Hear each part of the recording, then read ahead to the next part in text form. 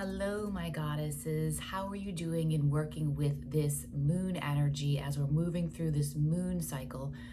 How are you doing working with this energy? What are you doing? Let's get a little bit into this moon cycle. And I really appreciate all of you for your patience when waiting for this video with me. I had intended on getting this message out earlier. Our new moon, we're about halfway through between the new moon and the full moon right now, and I had left a post on my Instagram talking about this new moon in Taurus energy and saying that I was going to be doing a video here on YouTube. So I apologize that it has taken me longer than I expected to get this video out to you all. I feel like I am currently in a season where the universe is full of surprises for me right now, and I make my plans and the universe laughs. So I am rolling with what is with my life and trying to respect my own needs at the same time of dealing with unexpected turns of events. So I appreciate your patience with me as I navigate this new energetic space. So back to the subject for today, new moon in Taurus. Like I said, I will drop in the description box below the link to my Instagram if you want to check out the post there and follow me there.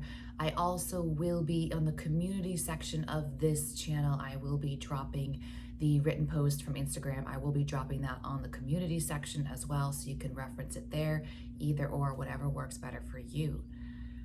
So how much do we know about Taurus energy? If it's like a new moon in Taurus, which is working with the moon cycles, it's about building your manifestation and kind of, I think of like a jar, right? Like think of a big glass jar and you're cultivating all this energy in this jar and storing it up and saving it up and really letting it build, watching it rise, like putting coins into a jar, watching it rise and choosing to just let it, the momentum grow until the time is right to, pour out the jar of coins or cash them in for money or whatever you choose to do, right?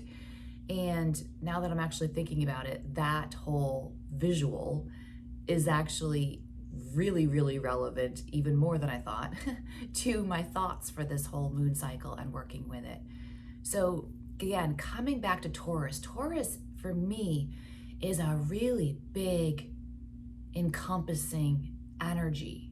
Taurus is an earth sign, so it has that groundedness. It has the understanding that manifestation takes time, and manifestation is a set of actions or behaviors or thought processes.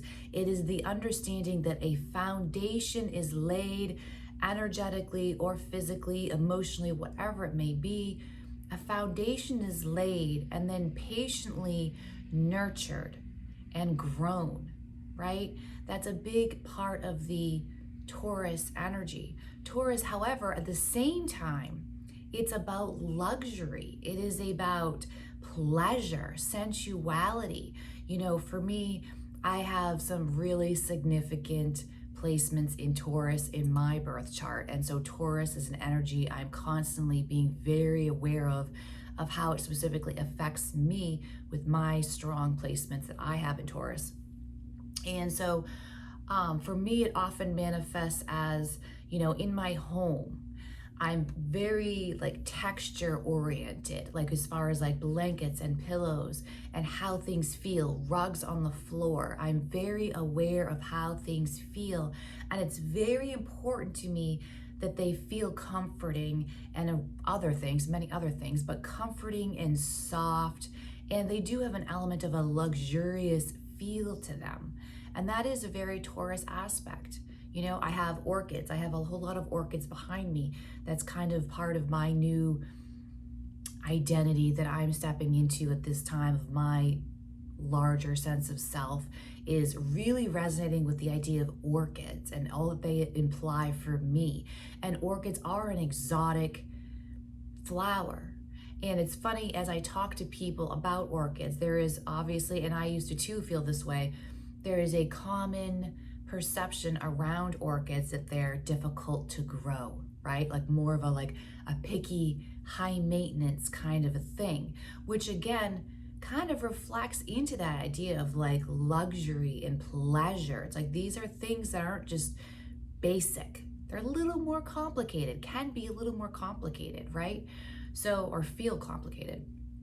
So anyway, all of that to say, Taurus is a whole lot of things. You know, with tarot cards, Taurus is that pentacle, often has that like pentacle energy.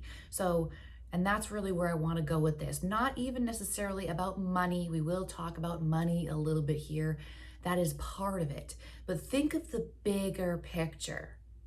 You know, when I'm working with clients or talking to people, I often get a feeling that we're not really understanding how big energy is, in the sense of these energies really anchor into our physical existence in many different ways.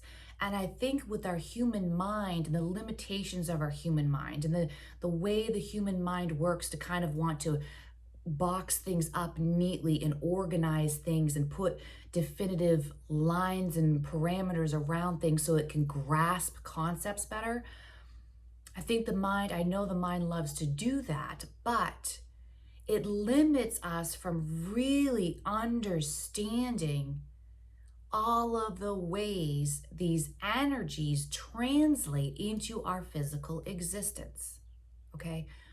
All that being said, I'd love to zero in on a question and then expound from there with this new moon Taurus energy, building in this Taurus energy in Taurus season. We're at the kind of getting to the end of Taurus season, but it's never too late to work with this and build an awareness around this energy and really start bringing it into your daily life. So the question is,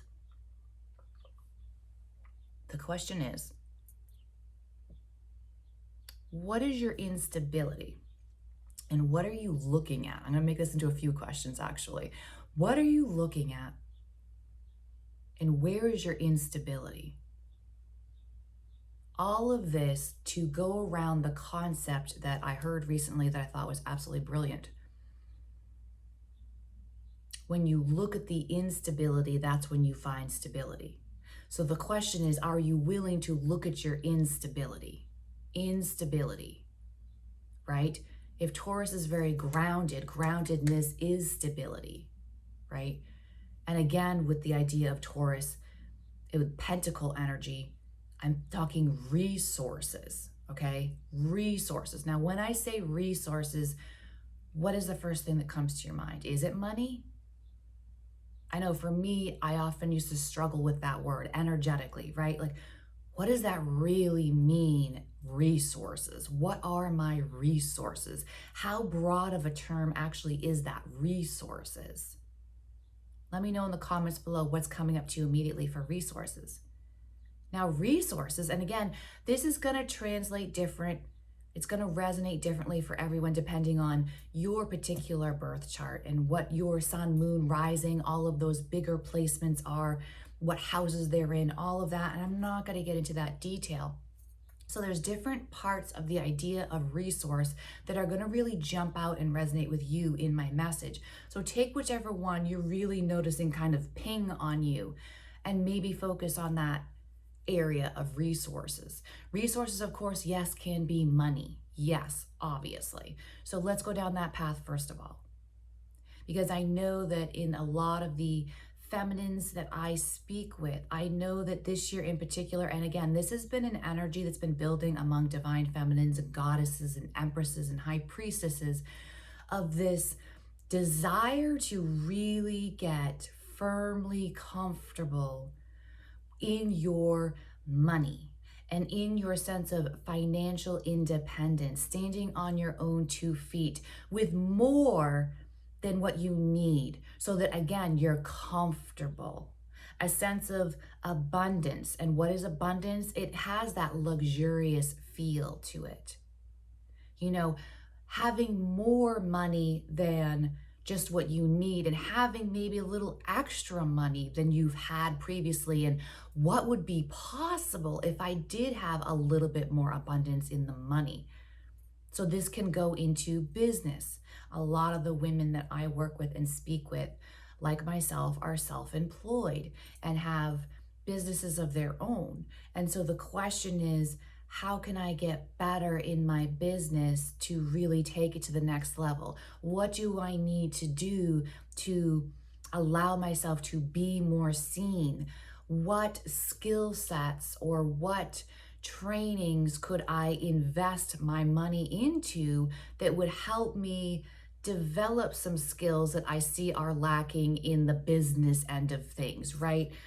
Whether it be like marketing or some other thing that I know a lot of us feminines kind of struggle with, right? We struggle with the nitty gritty businessy kind of stuff because we just love being in the creative, expressive, emotional, healing realm of things. And so the business end of things can feel a little difficult and challenging and dense and heavy. So maybe there's some kind of training or someone to work with or something, some book to read, something to listen to that would help you expand your business in that way to be more abundant in the financial money aspect resource. Resources can also be your home. I've been feeling this one a lot, my home. Do you all of a sudden have this like crazy urge to completely redecorate something or express yourself differently in your home, or repair things so that your home is more safe, or whatever the issue may be, repairs or updates or revising something's kind of old and worn out, so you replace it with something newer so that it's kind of freshened up a little bit. Anything around the home. Now, home can be your home around you. It can also be your body. See, this is what I'm talking about with these words have bigger meanings and applications to our human existence than I think we often understand. We limit the definition of these things. Your home can be your physical body. There's a lot of focus right now in the collective that I see around taking care of my physical body better, whether that be with exercise or with supplements or with hormonal balance, gut health, mental health, emotional health, physical health, eating, clothes that I wear. Are my clothes, do they fit me appropriately for how I want to express myself or how I want to feel in my body? I recently went through my closet and just felt like a lot of my stuff looked tired. Like I'd been carrying it around with me for a long time, and it works, and then they're staples, right? They're staples, and they work, and so I just keep bringing them around with me from season to season.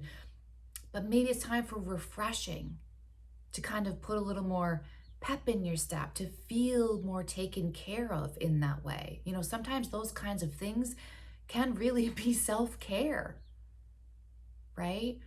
So your physical body, what are you doing with your physical body? Maybe you're changing your hairstyle. Maybe you're changing how you do your makeup. Maybe you're changing the color palette of your wardrobe. I don't know. There's a lot here of nuanced expression with the body, the physical body, and all that that entails for resources.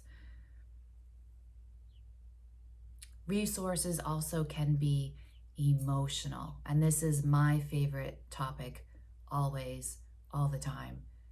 And I feel it's often so neglected and underestimated with how impactful and transformative this stuff is, because it is so invisible. And emotional energy it's invisible, but it's felt. And the things that are felt, isn't that the more powerful stuff?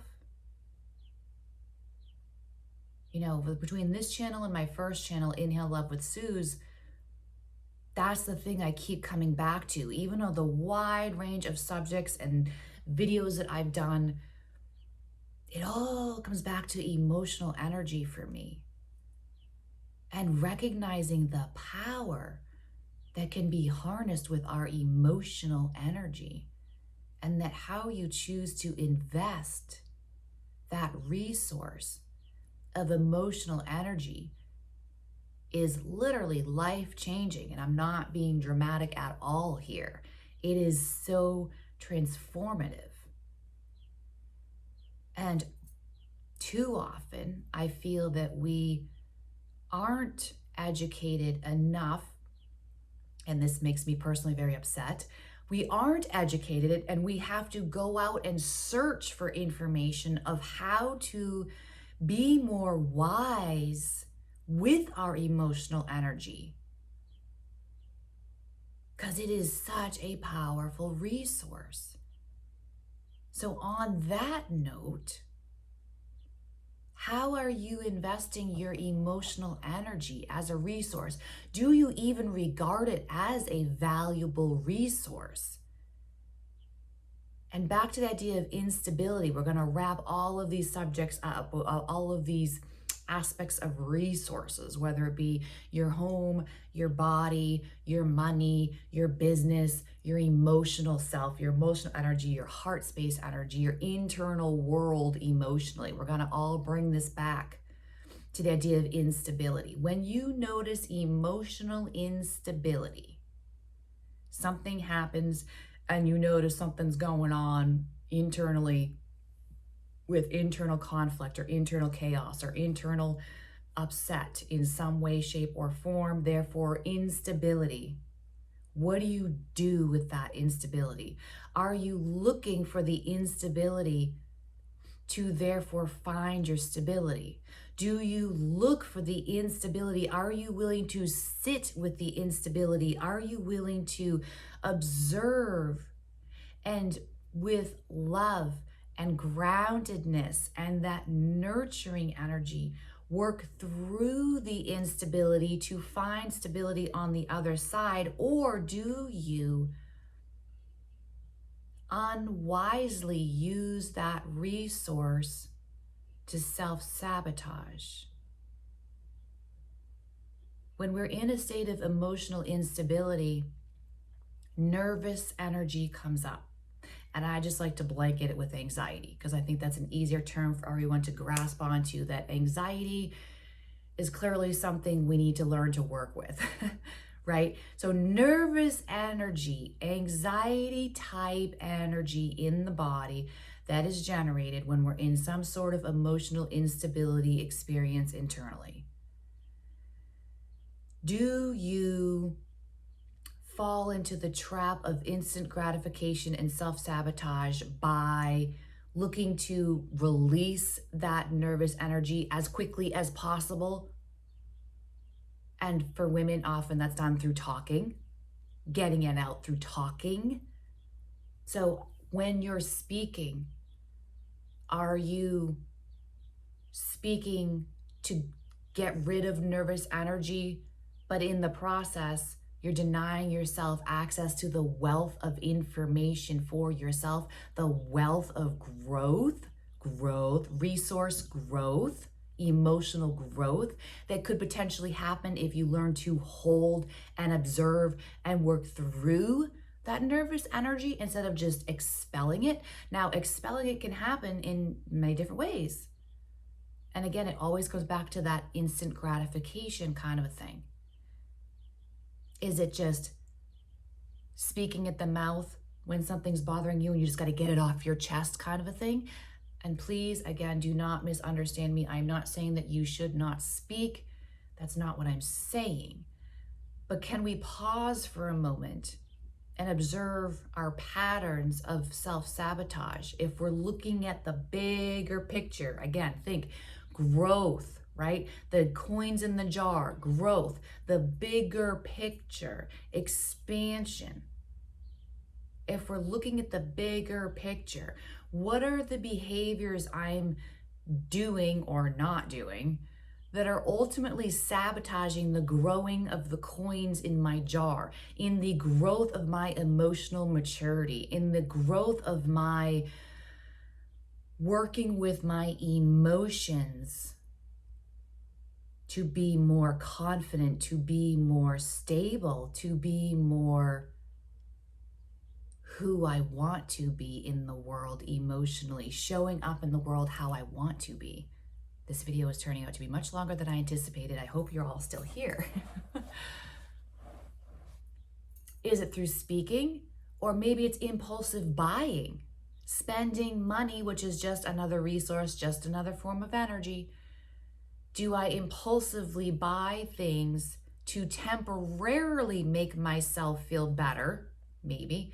But then do I, after the spending and the high or the instant gratification that happens through the spending and the receiving of the thing you bought, do I afterwards have any shame or guilt or regret around spending the money? Or is it sabotaging, again, the bigger picture of where I really want to go with my money? Is it sabotaging the life I want to have with my money on things that weren't really worth it? Selling myself short through money spending for the bigger picture of how I want my life to feel. That's a very personal and complex question that takes time to sit with what is and not just kind of tap yourself out with impulse spending. And that's with anything. What am I doing with my emotional energy? Who am I investing my heart space energy into? And recognizing that every time I am opening my heart and pouring heart space energy, emotional energy, and attention into something, is that thing, does it reflect the value?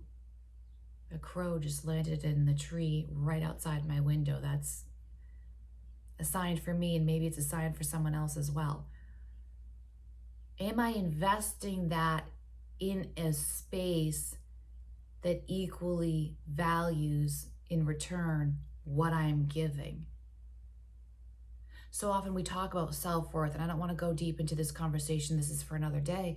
But so often we complain that a person, place, or thing, we don't feel valued. So then why are you continuing to give energy into something that's not making you feel valued? You're not valuing you by choosing to spend your heart space energy, your emotional energy, and mental attention on something that you already know isn't aligning with your view of your internal value. So you got no one to blame but yourself.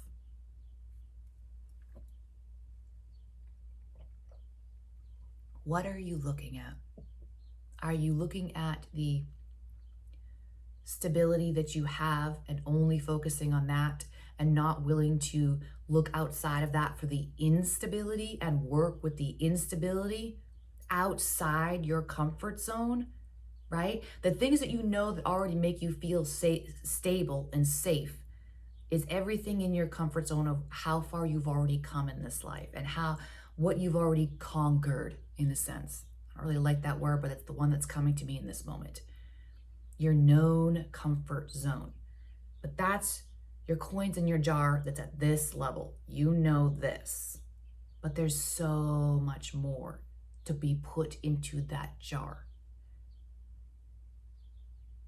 But you can't put into that jar until you step outside your comfort zone into the instability, looking for the instability to work with that instability, work through it with patience and groundedness and laying your foundation. Looking for the instability to work with that, to create stability out here. So now you've moved from stability here to now you have stability all the way out to here. And the process is kind of like a rinse and repeat. And that is growth. That is expansion. It's outside your comfort zone. And what is outside the comfort zone? Instability. So instead of constantly looking for safety and stability, because I feel that this is a disservice when I see this message out there. If you're on this channel and you're listening to me and you're resonating with my message, you have outgrown that mindset of looking for the safe and the stable. You've already done that, of anchoring into a reality and rituals and a lifestyle that you know creates some level of stability and safety for you on your own. You have taken the responsibility to craft that baseline already. So now it's looking beyond that, looking for the instability and working with that to create greater wealth for yourself emotionally, resources. So I ended with the emotional resource, but it actually ends up affecting everything else in the physical world. What are you doing or not doing when you're in a state of noticing emotional instability? And are you doing or not doing things that quickly help you release that bigger, overwhelming, anxious, nervous energy and just get rid of it? Or are you choosing to sit with it? Are you choosing to take responsibility for yourself and it and work through it to create greater emotional maturity, greater emotional intelligence, strength, and all of the rest of it? And that's where that goddess energy sits. Goddess, you've moved beyond. You're not in the little kiddie pool anymore. You're learning to swim in the deep end of unconditional love, intuitive, magical manifestation in the realm of the unseen world, the emotional world, the moon energy world.